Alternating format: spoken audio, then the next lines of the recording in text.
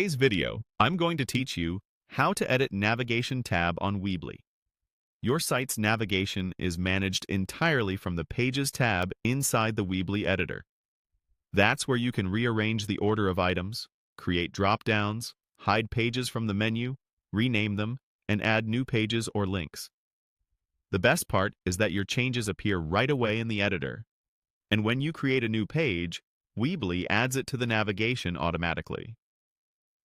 Start by signing in to your Weebly account and opening your site. Click Edit to enter the site editor. Once you're in, look to the top of the editor and select the Pages tab.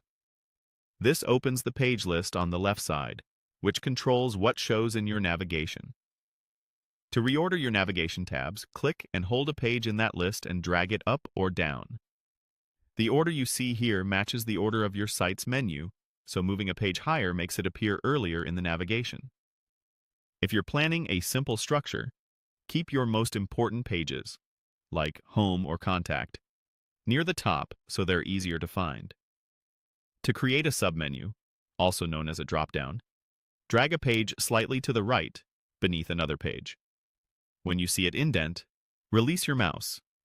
That indentation means it's now a subpage of the one above it. Submenus are great for grouping related content, like services or resources.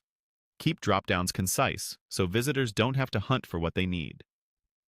If there's a page you don't want in the menu, you don't have to delete it. Click the page in the list and check Hide in Navigation. The page still exists and can be visited with its link, but it won't appear in the main menu. This is perfect for landing pages, thank you pages, or drafts you're not ready to show. To rename a page, select it and update the page name field.